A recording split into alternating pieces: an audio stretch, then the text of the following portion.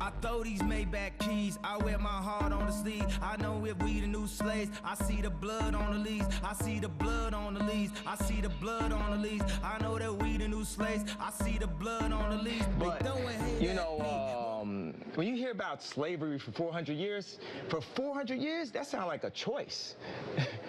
Like, you was there for 400 years and it's all of y'all? You know, like, it's like we're mentally in prison. I like the word prison because slavery goes too direct to the idea of blacks.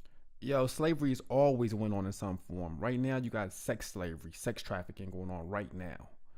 But let's discuss slavery of African Americans in the United States. It didn't even last for 400 years, first of all. It started in about 1564 with Queen Elizabeth simply wanting to get rich. She financed Sir John Hopkins and Sir Francis Drake. They were both slave traders. They were actually given a slave ship called Jesus. That was the name. Chattel slavery ended with the passage of the 13th Amendment in 1865. So slavery lasted about 300 years. And he's wrestling with 400 years. And he misspoke because we didn't choose slavery. Come on now, nobody that loves freedom would choose slavery. But it was a choice. But it wasn't our choice. It was God's choice. And you understand Scripture, the people of God, the people of Abraham, were prophesied to go into bondage in a strange land among a strange people for 400 years. And we have served that sentence, but that sentence was God's way, purifying us for the next phase of the world's existence. So we didn't choose this, but God chose it for us. My other issue is not all blacks were even in slavery in the first place. So blacks weren't all enslaved for 400 years. There are many thriving communities of free blacks throughout the United States and Canada. In 1830, Richard Allen, founder of the AME Church, organized the Colored Conventions movement.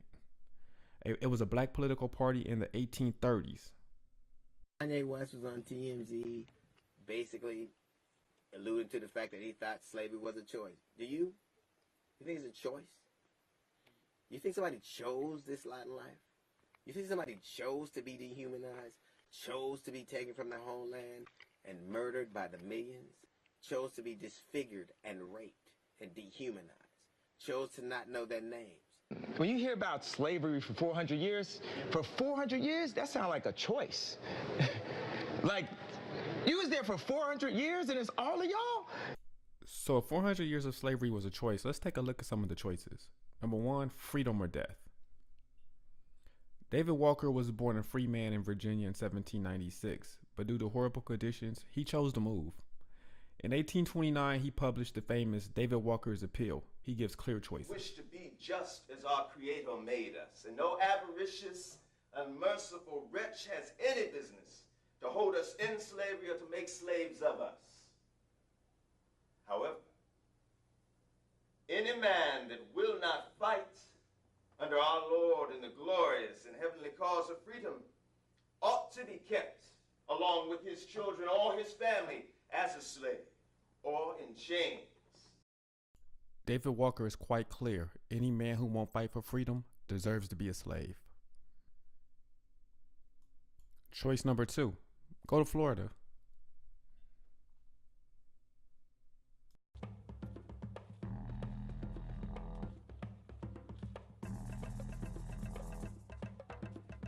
In March of 1738, Spanish Florida's governor, Manuel de Montiano, officially proclaimed the establishment of Fort Mose, the black community, and what is today the United States. Hello, my name is Francisco Menendez. I was born free in West Africa. And one day, I was captured, who sold me into slavery and shipped me to the Carolinas along the Middle Passage. This trip led me to South Carolina, where I toiled away on the English plantations, until one day I heard that they were offering freedom to any black male, woman, or child in Spanish Florida. I made my decision, and I found my freedom at a place called Fort Mose. At that time, Governor Montiano granted Captain Francisco Menendez and 30 fellow militia members their freedom. Captain Francisco Menendez. He was a man who was born free in West Africa, escaped here in the Carolinas, managed to make his way to Spanish Florida, and in the course of his lifetime will lead not only soldiers in the Fort Mose militia. See, this war has been brewing for years, and trouble will come. The British demand the return of their slaves. But who will defend the Spanish border better than those who are fighting for their freedom against their former captors? It is here in 1740 that the story will unfold. I made that journey of over 377 miles to Spanish Florida. And when I arrived, the Spanish granted me my freedom and appointed me captain of the Free Black Militia at Fort Mose. Here at Fort Mose, the Free Black Militia was comprised of people who were basically offering their service in exchange for the freedom that Spain was offering. The British think of us as their property. They demand our return, but not without a fight. Apunten! Disparen! So, please, come and join me, Captain Francisco Menendez, here at the home and birthplace of freedom in the colonial U.S., Fort Mose, St. Augustine, Florida. The creation of Fort Mose will signal a new era for colonial development, a free black settlement here in North America, some 26, 28 years before the signing of the Declaration of Independence. And some 250 years later, we had the 1964 Civil Rights Act. How prophetic. Well, the stories of emancipation, the stories of what freedom really means are continually rediscovered, re-examined, and what they mean to us in our era is what makes this story so relevant. So are you telling me that there were black militias or black men with Yamasee and Spanish who were fighting for freedom and independence 36 years before the American Revolution in 1776? Yes, I wish it was something that was more widely known and more widely understood, because its significance is that people of color played a strategic role in the international politics of their day. This is one true definition of freedom, perhaps, is to take action to control one's destiny.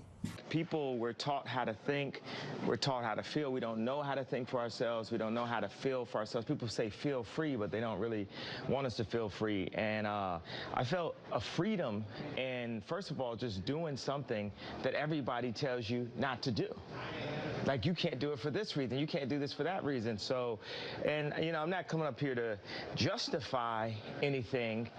It's, you know, you can't tell me nothing. I made the song, you know what I'm saying? Like, you can't tell me what I'm, you know, supposed to do. And also, I feel like one thing is people try to minimize me to artists, hip hop, black community. Yeah, I'm always gonna represent that, but I also represent the world. I represent, not even the future, it's the now. We're in 2018. We're in the now, bro, you know what I mean? And I represent the now, and I represent what the possibilities of a new peaceful planet. We're at the beginning of it.